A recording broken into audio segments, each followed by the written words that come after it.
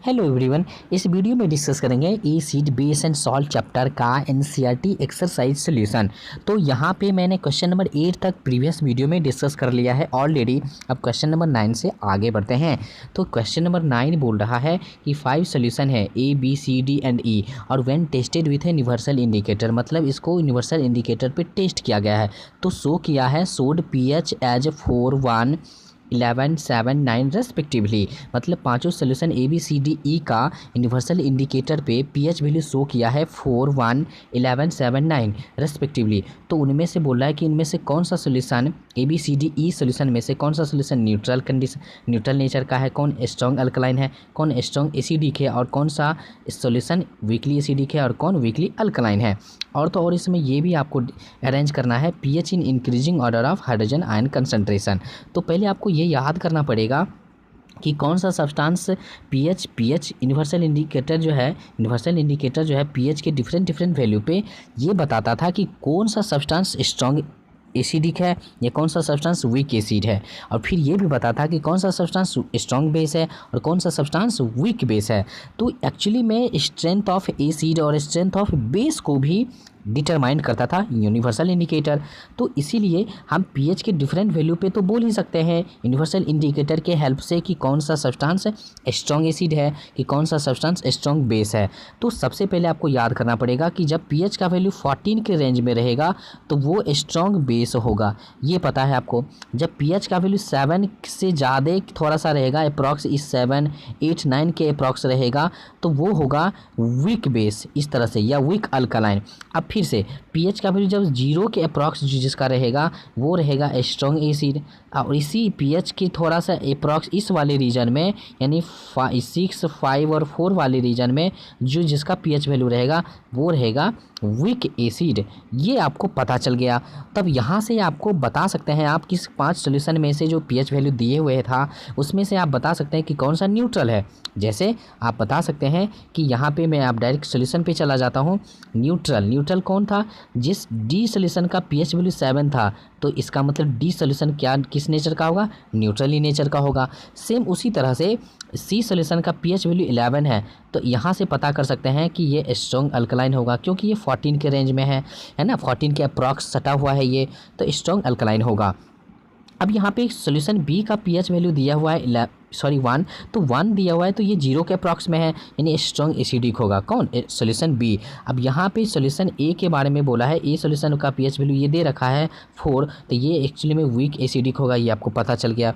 Same उसी तरह से सॉल्यूशन ई का पीएच वैल्यू 9 है जो कि एक्चुअली में बेसिक इन नेचर का तो होगा ही लेकिन वीक या स्ट्रॉन्ग, तो वीक इस बेसिक होगा यानी वीक अल्कलाइन होगा। इस तरह से आपने बता दिया। उसके बाद हाइड्रोजन आयन का कंसंट्रेशन पीएच का वैल्यू जब 7 से 0 की ओर जाएगा तो हाइड्रोजन आयन का कंसंट्रेशन भी बढ़ेगा।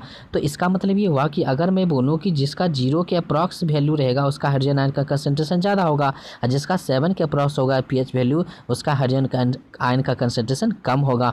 और तो और जब 7 से और 14 की तरफ जाएंगे तो हाइड्रोजन आयन का कंसंट्रेशन और घटता जाएगा। तो इस तरह से अब आप इसको इंक्रीजिंग ऑर्डर में सजा सकते हैं, यानी जिसका पीएच का वैल्यू 1 है उसमें हाइड्रोजन आयन का कंसंट्रेशन ज़्यादा होगा, जिसमें 11 पीएच का वैल्यू है उसमें सबसे यहाँ पे सबसे कम हाइड्रोजन आयन का कंसंट्रेशन होगा। तो देख सकते हैं आप सजा सकते हैं किसको? हाइड्रोजन आयन के कंसंट्रेशन को ये इंक्रीजिंग ऑर्डर में सजाया है।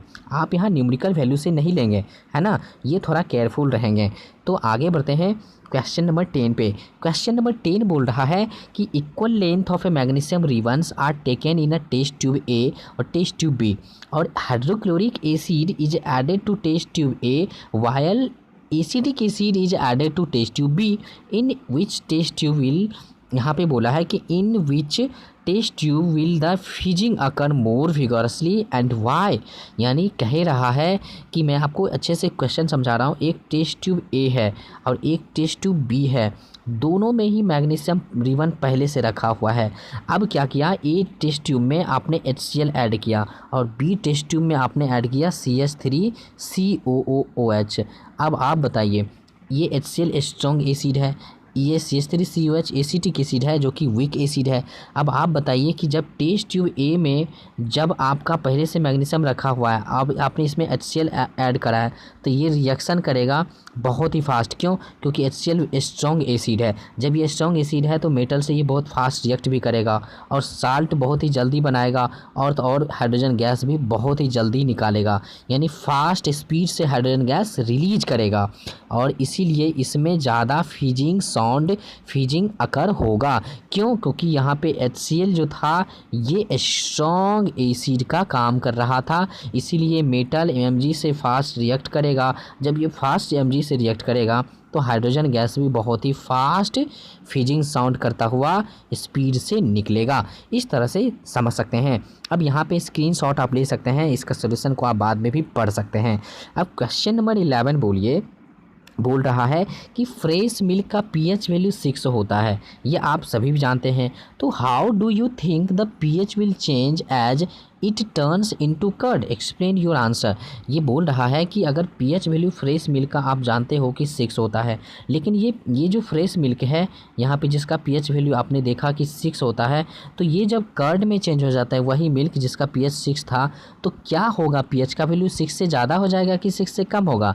तो आपको अच्छे से पता है कि ये कर्ड जो है एसिडिक इन नेचर का होता है, ये आपको पता है। यानी यहाँ पे और ज़्यादा मिल्क के कंपेरिजन में कर्ड तो ज़्यादा एसिडिक है। अब आप बताइए कि जब pH वैल्यू 6 था मिल्क का, तो कर्ड का pH वैल्यू 6 थे तो और कम होगा ना, तब तो और एसिडिक नेचर का शो करेगा, क्योंकि कर्ड ऑलरेडी मिल्क से ज़्यादा एसिडिक है। तो जब मिल्क का 6 वैल्यू है pH, तो क्या कर्ड का pH वैल्यू 6 से और कम होना चाहिए ना, ताकि क्योंकि जो है कर्ड ज़्यादा एसिडिक इन नेचर का होता है देन मिल्क।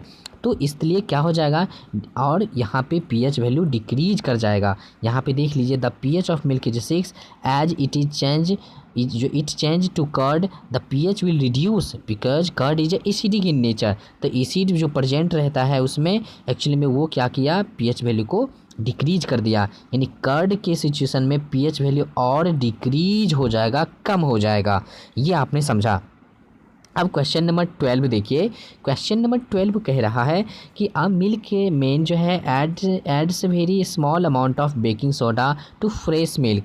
मिल्क मेन जो होता है एक्चुअली में बाज़ार में वो दूध बेचता है, हो सकता है उसको शाम तक में बेचना पड़े, तो शाम तक में वो मिल्क में कुछ भी नहीं होता है।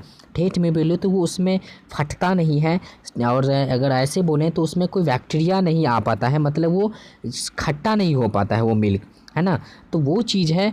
तो क्यों ऐसा क्यों होता है? फर्स्ट क्वेश्चन बोला है कि अ मिल्क मैन जो है बेकिंग सोडा क्यों मिलाता है, यहाँ पे एक्चुअली में यहाँ पे बोल रहा है। तो यहाँ पे देखिए कि फर्स्ट क्वेश्चन पूछ दिया इससे रिलेटेड कि why does the shift the pH of the fresh milk from 6 to slightly alkaline. देखिए, आपको ये पता है कि बेकिंग सोडा जो है वो बेसिक इन नेचर का है, ये आपको पता है। जब उसने फ्रेश मिल्क में बेकिंग सोडा को ऐड किया, तो अब जो भी मिक्सचर बना है एक्चुअली में इसका pH वैल्यू एक्चुअली में 6 से अब ये ज़्यादा हो जाएगा।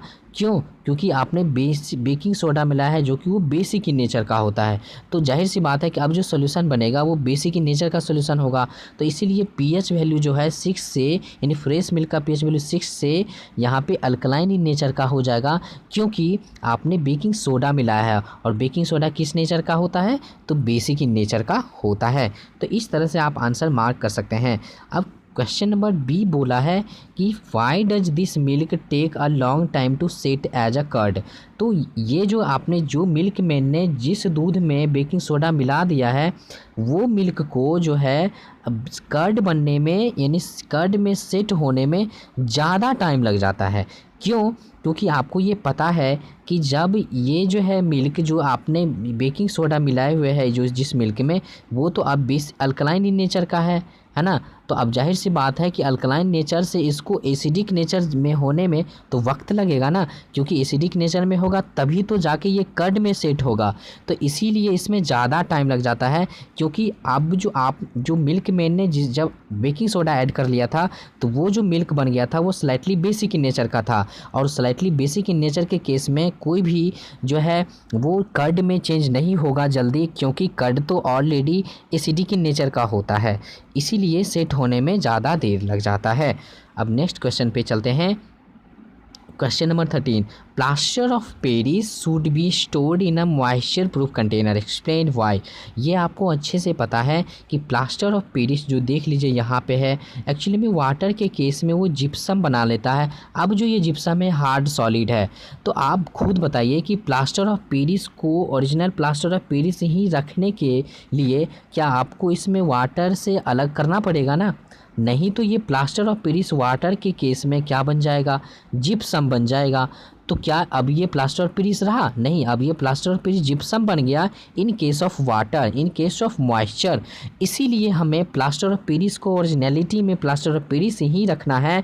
उसके लिए आपको क्या करना पड़ेगा? स्टोर करना पड़ेगा मॉइस्चर प्रूफ कंटेनर में, ताकि वो मॉइस्चर के केस में अगेन रिएक्ट करके जिप्सम ना बना ले। इस तरह से आंसर आप मार्क कर सकते हैं। अब क्वेश्चन नंबर 14 देखिए, ये कह रहा है what is a neutralisation reaction, give 2 examples. Actually में आपको ये पता है कि न्यूट्रलाइजेशन रिएक्शन में एक तो आपको अच्छे से पता है एसिड बेस मिल करके सॉल्ट एंड वाटर बनाएगा और ये न्यूट्रलाइजेशन रिएक्शन कहलाएगा। लेकिन एक और आप देख सकते हैं न्यूट्रलाइजेशन रिएक्शन का जो एग्जाम्पल होगा यहाँ पे, तो पहले तो आप डेफिनेशन करने के बाद एग्जांपल आप देंगे। यहाँ पे डेफिनेशन आपका एसिड और बेस रिएक्ट करके सॉल्ट एंड वाटर देता है, तो ये रिएक्शन न्यूट्रलाइजेशन रिएक्शन कहलाएगा। जिसमें फर्स्ट मैंने एग्जांपल बताया, यहाँ पे स्ट्रॉन्ग बेस और स्ट्रॉन्ग एसिड लेकर के सॉल्ट एंड वाटर बना लेंगे आप।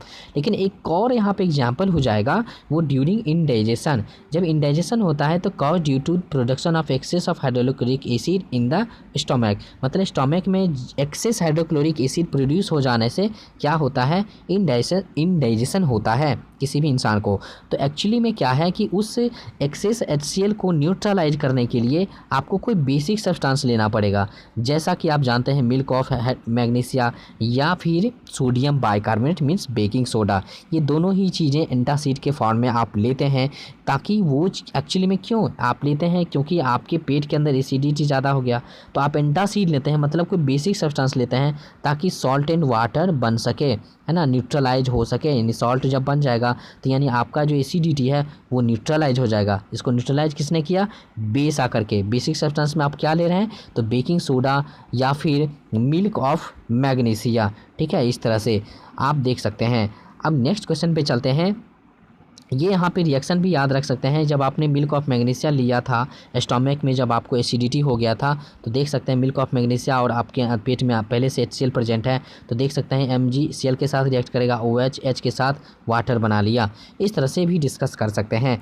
अब आके देखते हैं give 2 important use of washing soda and baking soda, यानी यहाँ पे वॉशिंग सोडा और बेकिंग सोडा का यूजेस देखने हैं। तो आप देख सकते हैं पहले वॉशिंग सोडा का देखिए, एकदम सिंपल है, ग्लास, सोप और पेपर इंडस्ट्री में याद रख लीजिए। और सबसे ज़्यादा बेस्ट है remove permanent hardness of water. Hardness of water को रिमूव करने के लिए वे एक्चुअली में वॉशिंग सोडा के ही यूज करते हैं। अब बेकिंग सोडा का 2 यूजेस देख लीजिए। फर्स्ट यूजेज जो कि सबसे ज़्यादा आसान आपको लगेगा, फायर एक्सटिंग्विशर में यूज करते हैं, ये आप सभी को पता है। और दूसरा चीज़ें बेकिंग पाउडर बनाने में भी करते हैं, क्योंकि बेकिंग सोडा प्लस टारटेरिक एसिड मिला करके बेकिंग पाउडर बनता है। तो क्या बेकिंग पाउडर बनाने में आपने बेकिंग सोडा यूज किया है? तो ऑफ कोर्स यूज किया है। तो इसलिए यूजेज ऑफ बेकिंग सोडा में बेकिंग पाउडर भी आएगा। तो इस तरह से आपने देखा कि किस तरह से क्वेश्चन आपको एनसीईआरटी में भी पूछे जाते हैं। बहुत ही ज़्यादा सिंपल होता है क्वेश्चन, सिर्फ आपको क्या करना है, कंसेप्ट, हर एक कंसेप्ट आपको क्लियर करना है। अगर रियली में अगर आपको समझ में आया है तो प्लीज़ मेरा सपोर्ट करें। अगर आप अभी तक सब्सक्राइब नहीं किए हैं तो मेरे ख्याल से आपको सब्सक्राइब कर ही लेना चाहिए, क्योंकि आपको रियलाइज हो चुका होगा कि यहाँ पे आपको फ़ायदा ही होगा। वीडियो देखने के लिए बहुत बहुत धन्यवाद।